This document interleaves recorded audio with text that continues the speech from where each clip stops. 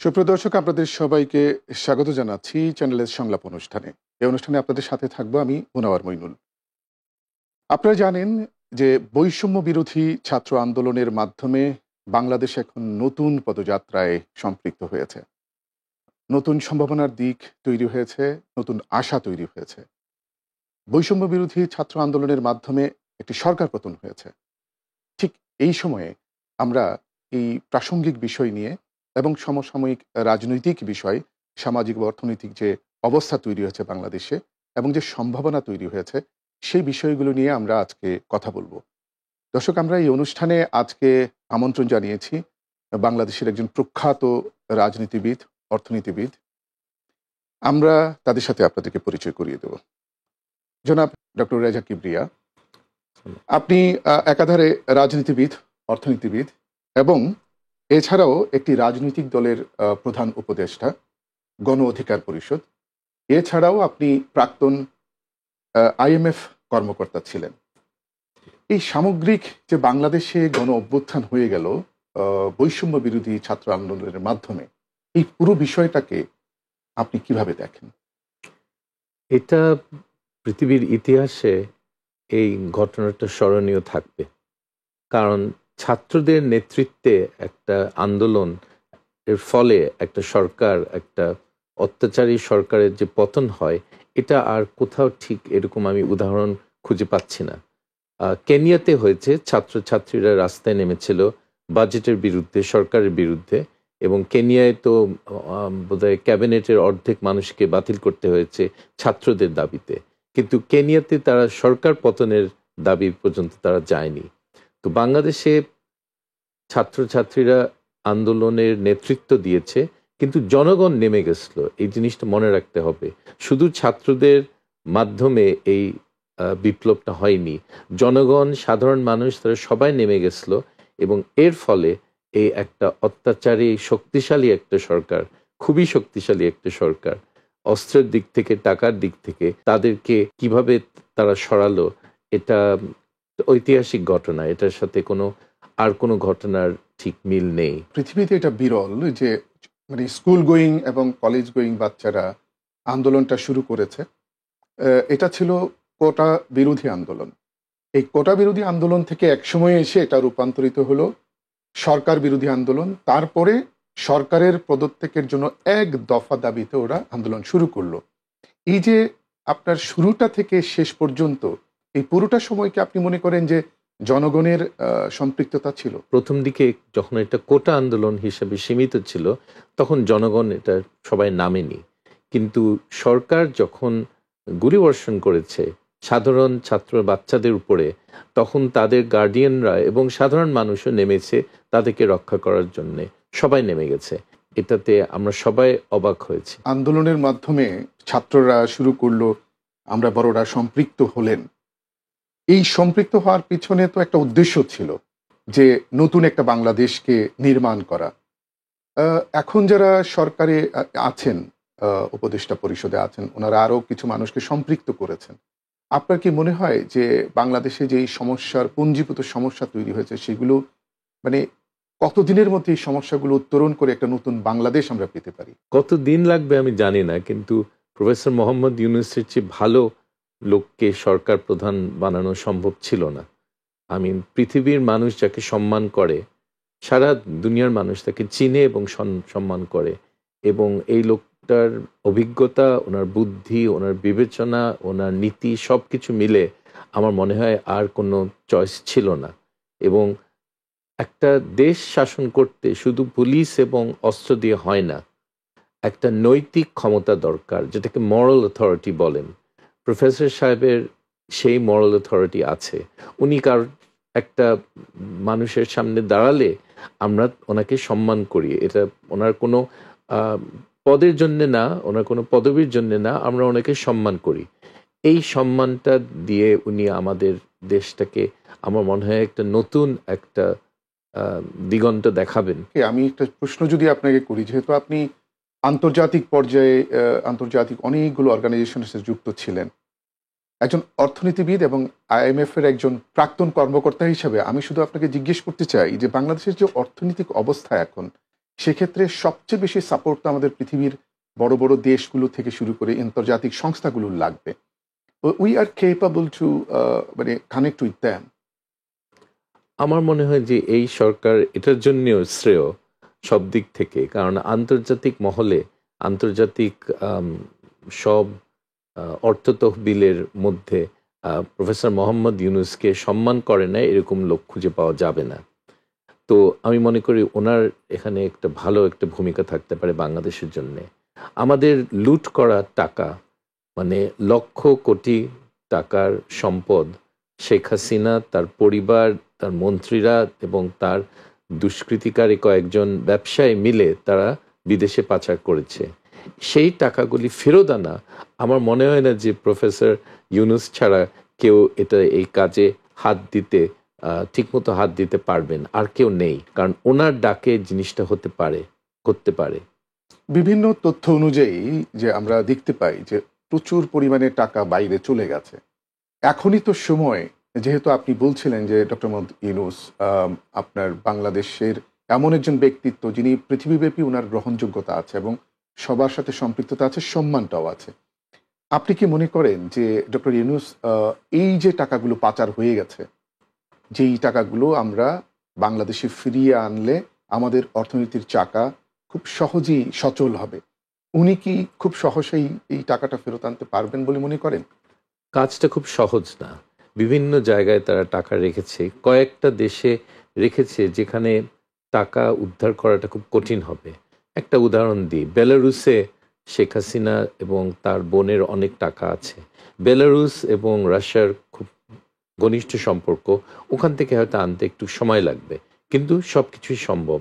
এবং যদি প্রফেসর ইউনূস হাত দেন এই জিনিসটা, এই কাজটা আপনারা দেখবেন জনগণের টাকা জনগণের কাছে আবার ফেরত আনা যাবে, আংশিকভাবে, পুরোপুরি আনা যাবে না, কিন্তু বেশিরভাগ টাকা আনা যাবে ফেরত। এটা খুব ভালো বলেছেন, আমরা সেই আশায় আশান্বিত হয়ে থাকলাম।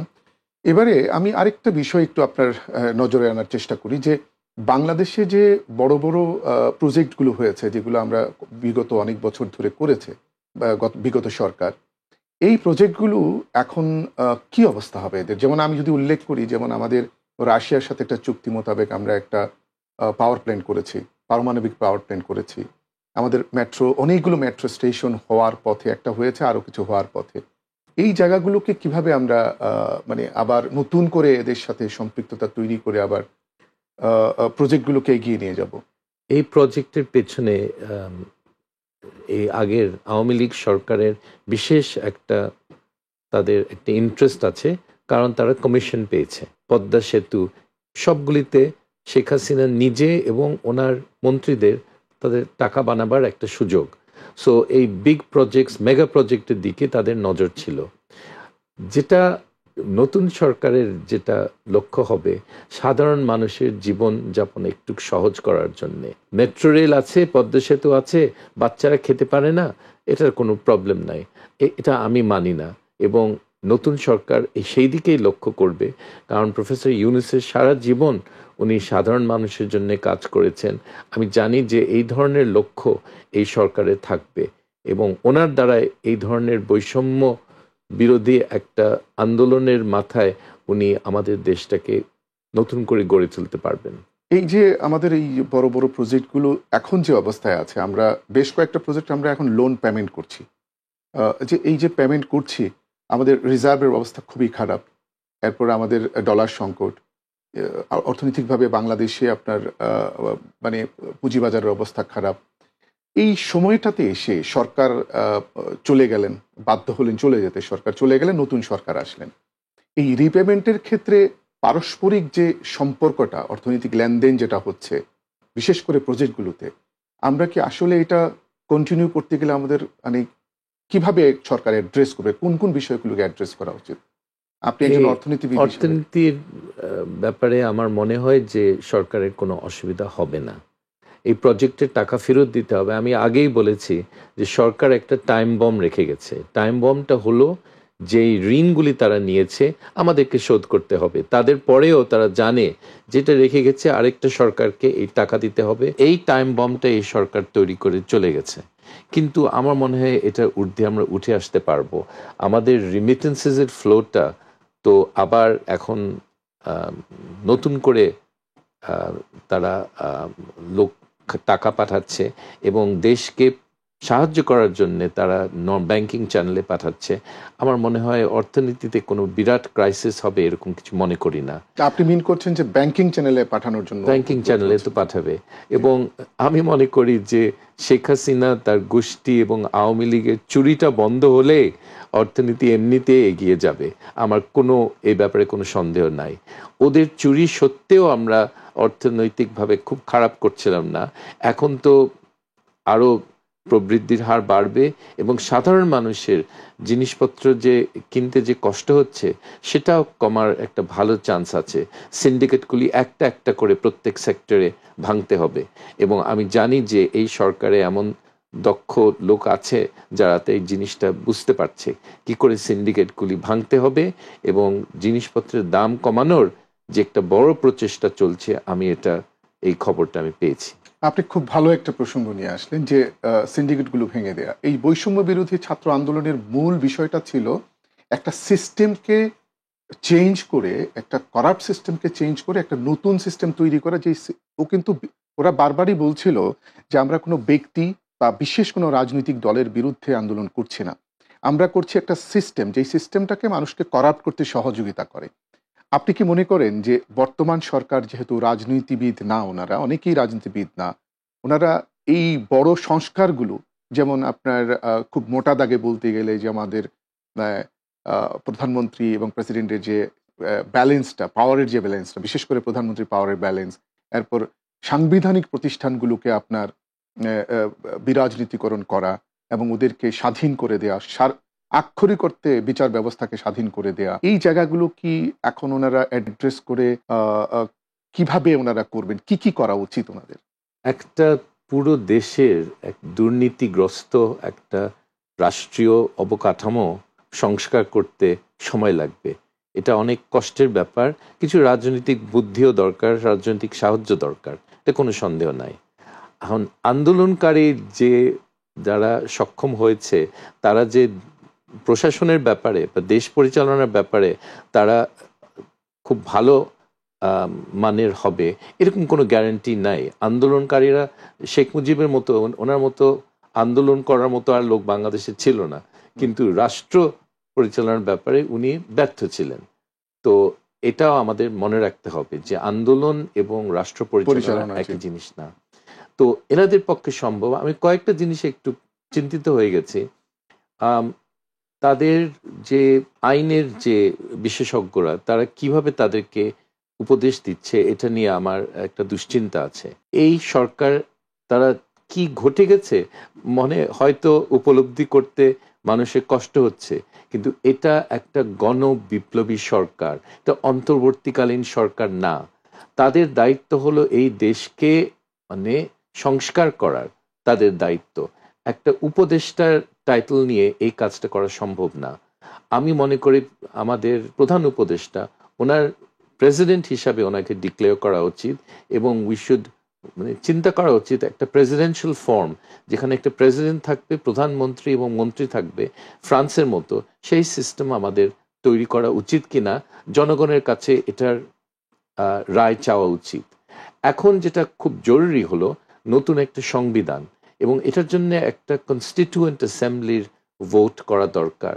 এমপি না, 100 জন মানুষকে ভোট দিয়ে আমাদের নিযুক্ত করা উচিত যে আপনাদের কাজ হলো এই টাইমের মধ্যে, ধরেন 1 বছরের মধ্যে একটা নতুন সংবিধানের খসড়া দিতে, এবং সেই খসড়ার ভিত্তিতে আমরা জনগণের হ্যাঁ না ভোটে আমরা অ্যাকসেপ্ট করব।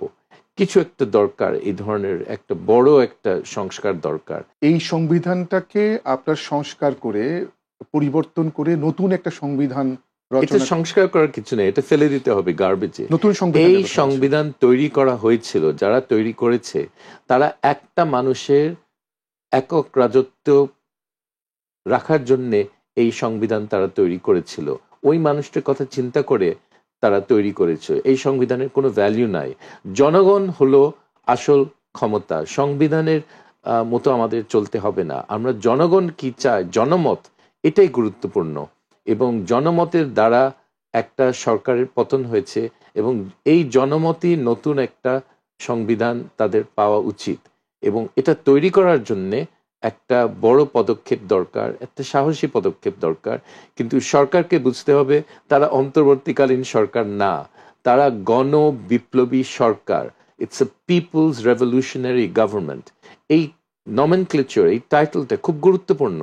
তারা নিজেরা কি পেয়েছে বা জনগণের যে ক্ষমতা এখন চলে আসছে, জনগণ ক্ষমতায় চলে আসছে, এই জিনিসটা তো অন্তর্বর্তীকালীন সরকার বলে কোনো কিছু নেই, এটা হয় না। এবং তারা যে এই ব্যাপারে তারা চিন্তা করে তাদের অগ্রসর হওয়া উচিত এবং ভালো আইনজীবী দু একটাকে তাদের নেওয়া উচিত যাদের উপদেশে এই কাজগুলি করতে পারবে। জি, আপনি বলছিলেন যে এই সরকার গণবিপ্লবী সরকার। এখন আবার অন্য দিক থেকে এইটার উদাহরণ পৃথিবীর কোথাও নাই। আগের সরকার মানে ক্ষমতাচ্যুত হয়ে নতুন একটা সরকার আসছে।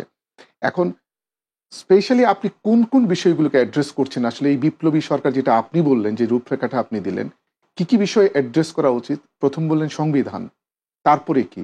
আমি একটা প্রশ্ন এখানে করি। আমাদের জনমানুষের মধ্যে, সাধারণ মানুষের মধ্যে একটা বিরাট পরিবর্তন হয়েছে গত ২০-২৫ বছরে। আমরা কি আসলে কি ধরনের সরকার চাই? আমরা আমরা জনসাধারণ কি প্রস্তুত? আপনি যেই সরকারের কথা বললেন। আমার আমরা তো মনে হয় অভ্যস্ত ২ দলের, ৩ দলের নির্বাচন, ভোট। আগের সিস্টেমে ফেরত যাওয়াটা, আমি মনে করি যে এই শহীদদের, এই শহীদ ছেলেমেয়েদের রক্তের সাথে বেইমানি করা। আগের সিস্টেমে ফেরত যাবে না। এটা এখন নতুন একটা রাষ্ট্রীয় অবকাঠামোর দিকে আমরা আমাদের অগ্রসর হওয়া উচিত। এবং কোনো উদাহরণ নাই সেটা বলা উচিত না।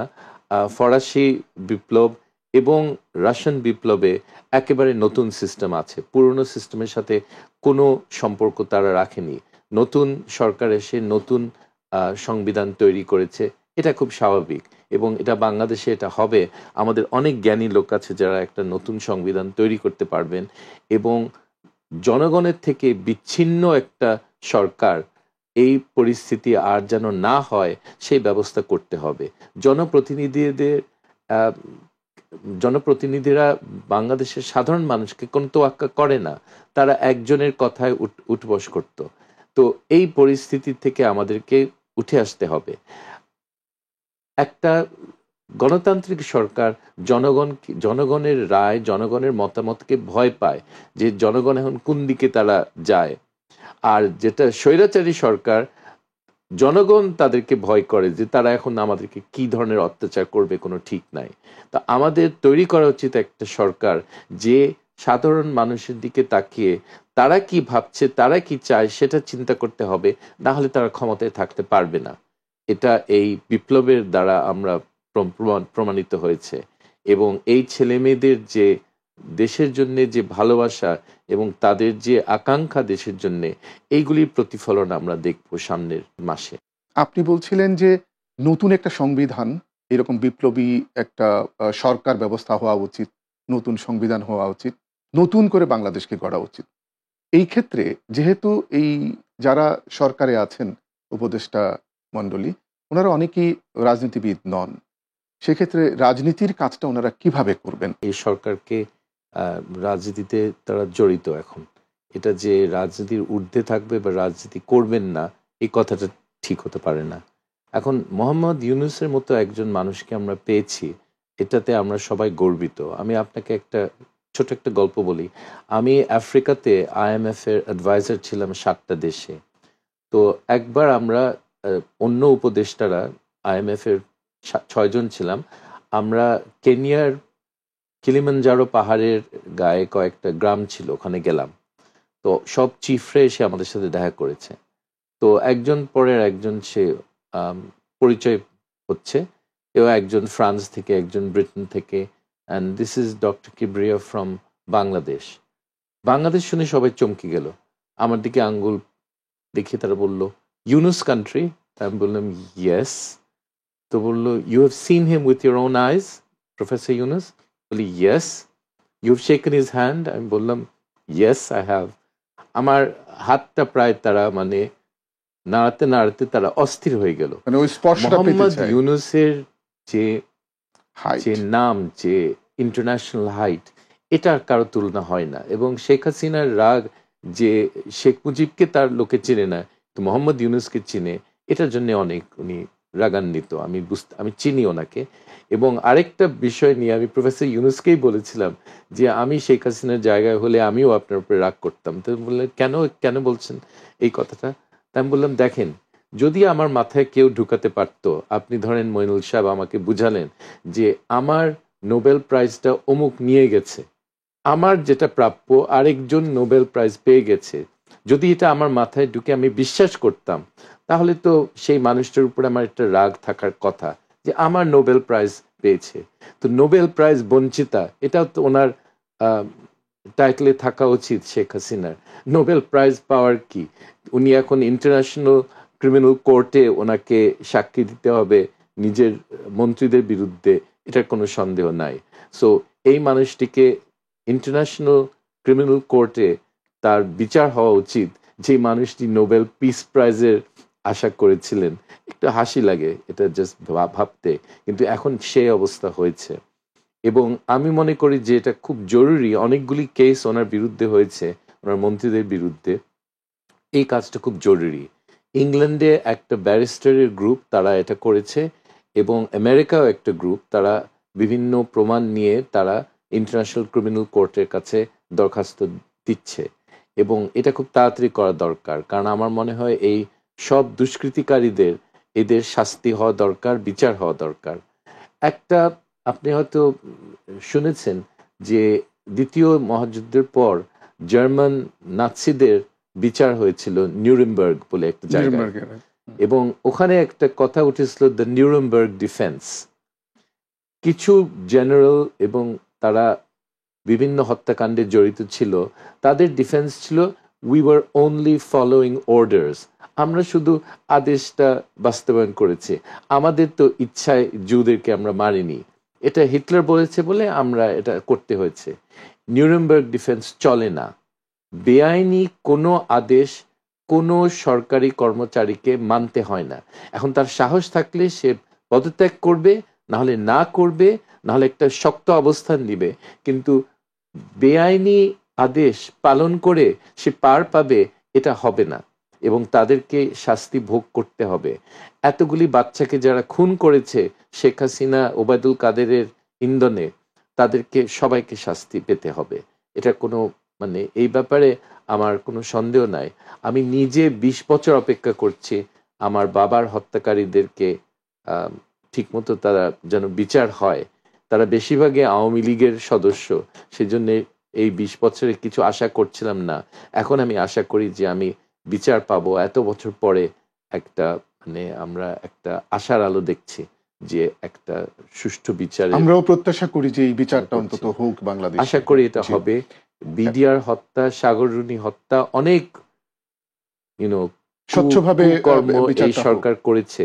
আমি মনে করি যে এখন একটা সুযোগ মানুষের বিচার পাওয়ার। আমি এই বিষয়টায় এই বিচার ব্যবস্থা, এর আগেও আমরা যেটা কথা বলে আলোচনা করেছি যে বাংলাদেশে সংবিধান পরিবর্তন করলাম আমরা সবাই মিলে, এরপর হচ্ছে সংস্কার করলাম, এবং বিভিন্ন সাংবিধানিক প্রতিষ্ঠানগুলোকে আমরা সংস্কার করে মানে জনগণের জন্য কল্যাণকর কিছু সাংবিধানিক প্রতিষ্ঠানগুলোকে তৈরি করা, নিরপেক্ষভাবে তৈরি করা। এখন এই ক্ষেত্রে আমাদের বর্তমান রাজনৈতিক দলগুলোর কি করা উচিত, কিভাবে সহযোগিতা করা উচিত এই বর্তমান অন্তর্বর্তীকালীন সরকারকে? আপনার কাছে কি মনে হয়? এটা আমি বারবার বলছি, এটা বিপ্লবী সরকার, গণবিপ্লবী সরকার। তাদেরকে আমরা যেভাবে তারা চায় আমরা সাহায্য করব। সব আমাদের রাজনৈতিক দলগুলোর তাদের আগের মতো কেউ চলতে পারবে না। চাঁদার উপরে কোনো দল চলবে, এই জিনিসটা এটা বন্ধ করতে হবে। আপনি চাঁদা বলতে কি ধরেন যে সদস্যের চাঁদা না বাইরের? সদস্যের চাঁদা না, বাইরের চাঁদা নিয়ে। এখন এটা খুব গুরুত্বপূর্ণ যে আমি নিজের চোখে দেখেছি একজন মানে ছেলে, সে টাকার লোভে সে কি করতে পারে আমার নিজের একটা ক্লোজ মানে দেখার একটা সুযোগ হয়েছিল। এখন যে কোনো দিন হালাল পয়সা উপার্জন করেনি, সে যখন দেখে যে লক্ষ লক্ষ টাকা চাঁদা পাওয়া যায়, এটার অপব্যবহার করা এটা খুব স্বাভাবিক, এটা আশ্চর্য হওয়ার কিছু নেই। আরেকটা প্রশ্ন এখানে করি যে এই যে চাঁদাটা সাধারণ জনগণ বিভিন্নভাবে রাজনৈতিক দলগুলোকে দেয়, মানে নিশ্চয়ই ওরা কোনো কিছু পাওয়ার আশাই দেয়। এইটা রাজনৈতিক দল অ্যালাউ করছে, আমরা জনগণও দিচ্ছি, এটার পরিবর্তনটা কিভাবে হওয়া সম্ভব? এটা খুব কঠিন, একটা ইনস্টিটিউশন তৈরি করাটা খুব কঠিন। সিঙ্গাপুরে 50-এর দশকে তাদের ইনএফিশিয়েন্সি, কারাপশন ছিল এবং দেশটাও গরিব ছিল, তাদের কিছুই ছিল না, কোনো ন্যাচারাল রিসোর্স বলে কিছু নেই, কিন্তু তারা লি কুয়ান ইউর নেতৃত্বে তারা একটা নতুন একটা সমাজ তৈরি করেছে, একটা বৈষম্য মুক্ত সমাজ পুরোপুরি পারেনি, কিন্তু ডেফিনেটলি তাদের দুর্নীতিকে অনেক দূরে রাখতে পেরেছে। এটার কিছু পলিসিস আছে, আমরা সিঙ্গাপুরের মডেল ফলো করলে আমার মনে হয় সেটা 5-10 বছরে তৈরি করতে পারবো। ভালো কিছু তৈরি করতে সময় লাগে। আমি আপনাদেরকে একটু জোক বলি, আমাদের আগের প্রধানমন্ত্রী উনি গেছেন সিঙ্গাপুরে, তো সিঙ্গাপুরের প্রাইম মিনিস্টার বলেছেন শেখ হাসিনাকে যে তোমার আপনার দেশটা চালাবার একটা সুযোগ দেন, আমি 5 বছরে এটা সিঙ্গাপুর করে ফেলবো। আমাদের শেখ হাসিনা সে হাসে, সে বলে 5 বছর লাগবে, আমাকে সিঙ্গাপুর দেন চালাতে, আমি 5 সপ্তাহে এটাকে বাংলাদেশ করে ছাড়বো। একটা জিনিস ভাঙতে খুব সহজ এবং এটা তৈরি করতে, গড়ে তুলতে সময় লাগে, সেই জিনিসটা আমি বলতে চাই। এবং বাংলাদেশে সময় লাগবে, কিন্তু আমার মনে হয় যে নেতৃত্ব প্রফেসর মোহাম্মদ ইউনূস থেকে পাবো, সেই নেতৃত্ব আমরা যদি ঠিকমতো কাজ করি ওনার নির্দেশে, আমার মনে হয় অনেক কিছু করা সম্ভব হবে। আপনি কি কোনোভাবে মিন করছেন যে বর্তমান আপনার ভাষায় বিপ্লবী সরকার বা অন্তর্বর্তীকালীন সরকার যেটা গঠিত হয়েছে, তাদের 5 বছর বা 6 বছর সময় দরকার এই সংস্কারগুলো বা এই কাজগুলো করতে? না, এটা কি মিন আমি করছেন? এরকম কোনো টাইম আমি বলছি না, কিন্তু এটা ঠিক যে একেবারে কয়েক মাসে এটা করা সম্ভব না। এটা একটা স্থিতিশীল অবস্থায় অর্থনীতিকে নেওয়া এবং আমাদের নির্বাচনী অবকাঠামোকে পুরাপুরিভাবে সংস্কার করা, এটা একটু সময় লাগবে। 6 মাস 1 বছরের কমে তো আমি মনে করি খুব কঠিন হবে যদি তাদেরকে এই কাজটা দেওয়া হয়, একটু সময় লাগবে। আপনি পৃথিবীর বিভিন্ন দেশে দেখে আসছেন যে নির্বাচনী ব্যবস্থা থেকে শুরু করে সরকার ব্যবস্থা।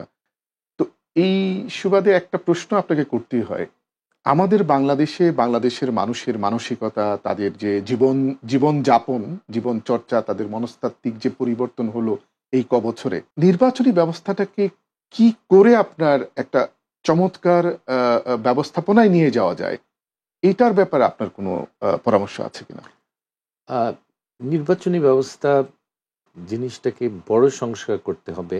এখনো টাকার প্রভাবটা খুব আ প্রখর বলতে গেলে আমাদের গ্রাসরুট রাজনীতিতে। লেভেলে যেটা। রাজনীতিতে হুম। টাকা ছাড়া নির্বাচন করা, আম রাজনৈতিক দল করা খুব কঠিন। এরকম ব্যবস্থা সেটা আওয়ামী লীগ শুধু না, আগের দলও তারা এইভাবে তৈরি করেছে। পুরো সিস্টেমটা তৈরি করা আ টাকার খেলার জন্যে। তো সেখানে সাধারণ মানুষের কোনো ভূমিকা থাকে না। তাদের ভোটটা নেওয়া হয়, কিন্তু আসল ক্ষমতা কয়েকজনের কাছে থাকে। তো এই সিস্টেমটা বদলাতে, একটা অ্যাকাউন্টেবিলিটি, জবাবদিহিতা তৈরি করতে সিস্টেমই বদলাতে হবে।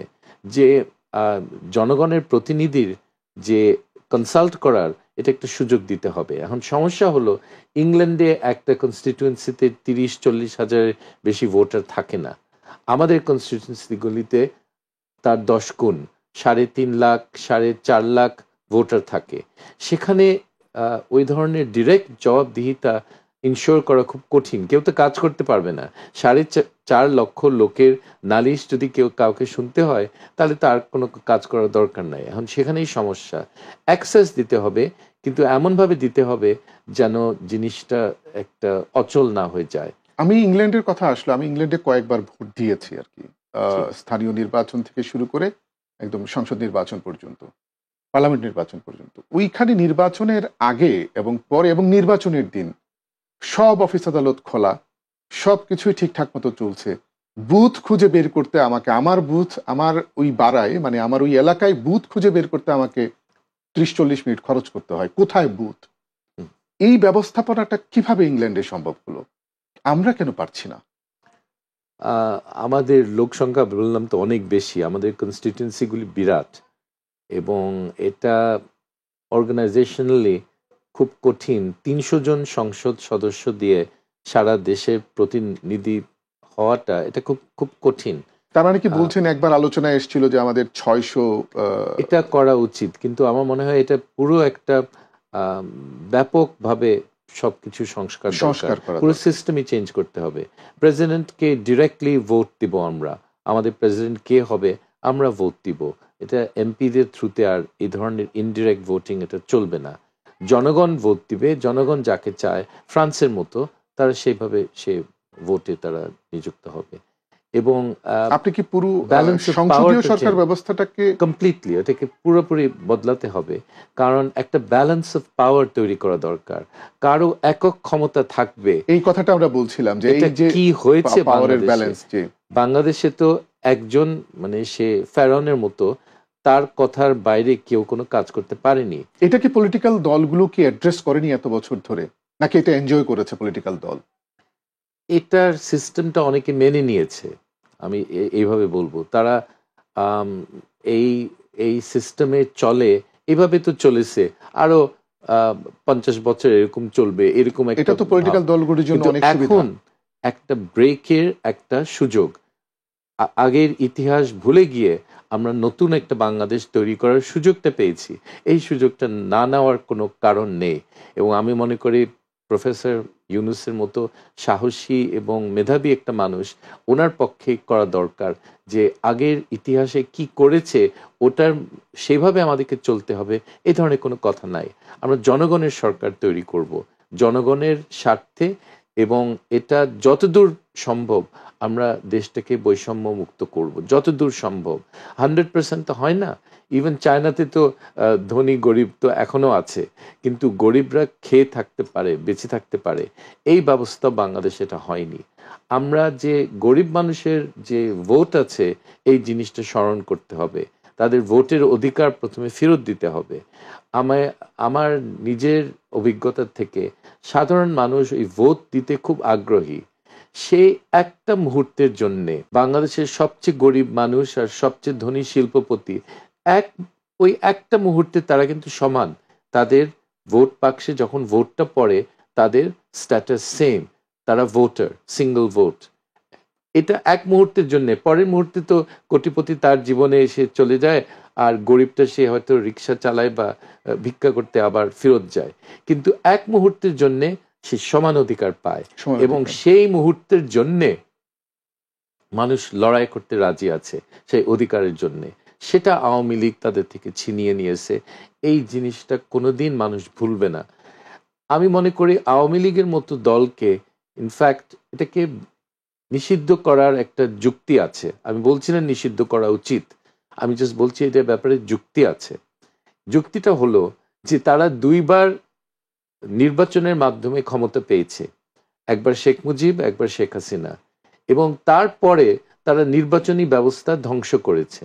মানে যেই সেতু তারা পার হয়েছে সেই সেতু তারা পুড়িয়ে দিয়েছে। এটা তো অন্য দলগুলোর ব্যাপারেও আমাদের উদাহরণ আছে।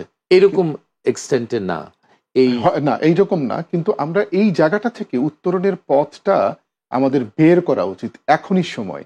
এই ক্ষেত্রে আপনাকে আমি একটা প্রশ্ন করি, আপনি নিজে একটা রাজনৈতিক দলের উপদেষ্টা, আপনি কিভাবে এটার সংস্কারটা চান? যে রাজনৈতিক দলগুলো নিজেদের মধ্যেই গণতন্ত্র নেই, প্রত্যেকের মধ্যেই এক ধরনের আপনার একনায়কতন্ত্র তৈরি হয়েছে, এটা এটা বাস্তবতা এখনকার।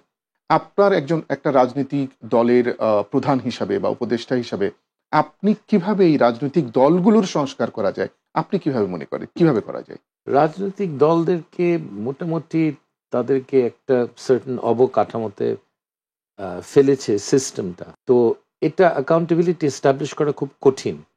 কারণ দলের সব সদস্যরা দলের সব সিদ্ধান্ত ঠিক করবে এটা তো হয় না, এটা দলটা অচল হয়ে যাবে। সো সেই কারণে কিছু ক্ষমতা কাউকে বা একটা গোষ্ঠীকে, একটা কমিটিকে একটা দিতে পরিষদকে, হয়, যে এই পরিষদকে। তো এই অথরিটি ছাড়া তো তারা শাসন করতে পারবে না। আমেরিকান মতো দেশে তারা জনগণ কি চায় তারা দেখে, পোলসে, বিভিন্ন পোলে দেখে যে জনগণের মতামত কি, কিন্তু প্রেসিডেন্টকে ফাইনাল সিদ্ধান্ত নিতে হয় দেশটাকে এই দিকে নিব না অন্য দিকে নিব, এটা প্রেসিডেন্টের সিদ্ধান্ত। আমরা প্রেসিডেন্টকে এমন অথরিটি দিতে হবে যে ওনার বুদ্ধি বিবেচনায় ওনাকে কিছু কাজ করতে হবে। সবসময় জনগণ এক্স্যাক্টলি জনগণ কি চায় সেটা তো হয় না, তাহলে তো মব রুল হয়ে যায়, সেটা খুব ডেঞ্জারাস এবং সেটা কার্যকর করা সম্ভব না। সাধারণ মানুষ সব সিদ্ধান্তে তাদের একটা ভূমিকা থাকবে, এটা হয় না। একটা কিছুটা দক্ষ মেধাবী কিছু নেতাদেরকে তাদেরকে বেছে নিতে হবে, কিন্তু তাদের বেছে নেওয়ার একটা সুযোগ দিতে হবে। জি। তাদের যে আমরা তাদের ভোটের অধিকার কেড়ে নিয়ে এরকম একজন থার্ড ক্লাস একটা মহিলাকে আমরা ক্ষমতা দিয়ে রেখেছিলাম 15 বছর, এটা এই ধরনের অসহ্য অবস্থা যেন কোনোদিন আর না হয়। আমরা অনুষ্ঠানে একদম শেষ পর্যায়ে চলে এসেছি। এই ক্ষেত্রে একদম সব শেষে আপনার কাছে একটা বিষয় জানতে চাইবো। বাংলাদেশে আপনি অনেকগুলো কথা বলেছেন, যেমন আমাদের আমূল পরিবর্তনের জন্য সংবিধান, একটা নতুন সংবিধান দরকার, একটা নতুন সরকার, বিপ্লবী সরকার ব্যবস্থা দরকার, এই কথাগুলো বলেছেন। পাশাপাশি বলেছেন যে রাজনৈতিক দলগুলোরও সংস্কার দরকার এবং ওদের বোধবুদ্ধি হওয়া দরকার যে আগের মতো মানে দেশ পরিচালনা করা কোনোভাবেই আর সম্ভব নয়, যেহেতু আমাদের 50-60% তরুণ চাচ্ছে যে নতুন করে বাংলাদেশ তৈরি করার। এই ক্ষেত্রে আপনি একজন রাজনৈতিক দলের প্রধান হিসাবে নতুন বাংলাদেশকে আপনি কেমন দেখতে চান একজন রাজনৈতিক দলের প্রধান হিসাবে? আমি অলরেডি বলেছি, আমি সিঙ্গাপুরের মডেলটা ফলো করতে চাই দেশ হিসাবে। সেখানে বৈষম্যতা অনেকটা কমিয়ে এনেছে এবং কোনো মানুষকে তার ধর্ম বা গায়ের রং বা সে কোন এলাকার মানুষ এর ভিত্তিতে কাউকে বিশেষ সুবিধা দেওয়া হয় না, বিশেষ অত্যাচারও করা হয় না কাউকে। এই অবস্থা করতে হবে। বাংলাদেশের সব নাগরিক এর সমান অধিকার এটা নিশ্চিত করতে হবে। 100% এটা সম্ভব না, ধনী গরিব থাকবে, সব দেশে থাকে, কিন্তু আমাদের যে এখন যে পরিস্থিতি এটাকে পাল্টে ফেলতে হবে। আমি আপনাকে বলি যে আজকে যে বস্তিতে যে বাচ্চা জন্মগ্রহণ করে আর যে গুলশানের বড় একটা বাড়িতে জন্মগ্রহণ করে, তাদের জীবনটা দুই পথে চলে যাবে এবং যে বস্তিতে তার জন্ম তার জীবনটা খুব কষ্টের জীবন হবে। he is being punished for a crime he didn't commit. তার সারা জীবনই কষ্ট করতে হবে একটা অপরাধ, তার অপরাধ হলো সে গরিবের ঘরে জন্ম নিয়েছে। এটা তো হতে পারে না, এটা একটা সভ্য রাষ্ট্র একটা ব্যবস্থাপনায় আসা উচিত। সভ্য সমাজে এটা সহ্য করা যায় না। এটা বৈষম্যহীনতা না হলেও আমরা এমন একটা অবস্থা করতে হবে যে গরিবরা ঠিকমতো খেয়ে তারা বেসিক সুবিধা, স্বাস্থ্যের সুবিধা, শিক্ষার সুবিধা যেন তারা পায়, মৌলিক অধিকারগুলি নিশ্চিত করা, এটা আমাদের জাতি হিসাবে আমাদের কর্তব্য এবং এই কর্তব্যে আমরা 50 বছর ফেল করেছি। এই ধরনের একটা জঘন্য একটা সরকার ব্যবস্থা হয়েছে। আমার মনে হয় এই 15 বছরের এই দুর্বৃত্তদের শাসন এটা দরকার ছিল, কারণ মানুষ বুঝতে পারছে কত খারাপ হতে পারে একটা সরকার এবং একটা গোষ্ঠী এবং একটা দল যে কত জঘন্য হতে পারে, তারা এই 15 বছরে সেটা প্রমাণিত হয়েছে, উপলব্ধি করেছে। আপনার এই কথা ধরেই বলছি, ধন্যবাদ আপনাকে, অসংখ্য ধন্যবাদ চ্যানেল এসে আপনার এই চ্যানেলের সংলাপে উপস্থিত হওয়ার জন্য। অনেক ধন্যবাদ আমাকে ডাকার জন্য। ধন্যবাদ। সুপ্রিয় দর্শক, আমরা দীর্ঘ সময় ধরে ডক্টর রেজা কিবরিয়া, যিনি প্রখ্যাত অর্থনীতিবিদ এবং রাজনীতিবিদ, ওনার সাথে কথা বলছিলাম নতুন বাংলাদেশ এর স্বপ্ন নিয়ে। আপনারা জানেন বৈষম্য বিরোধী ছাত্র আন্দোলনের মাধ্যমে বাংলাদেশ একটি স্বপ্ন ধারায়, স্বপ্ন পথে যুক্ত হয়েছে, তৈরি হয়েছে নতুন সম্ভাবনা। এই সম্ভাবনাকে কাজে লাগিয়ে এবং আমরা আমাদের নতুন বাংলাদেশ করব, সংস্কার করব আমাদের সমস্ত জরাজীর্ণ প্রতিষ্ঠানগুলোকে, এই কথাই বলছিলেন ডক্টর রেজা কিবরিয়া। তো আজকের মতো এখানেই বিদায় নিতে হচ্ছে। সবাই ভালো থাকবেন, সুস্থ থাকবেন, আবার দেখা হবে চ্যানেল এস অনুষ্ঠানে।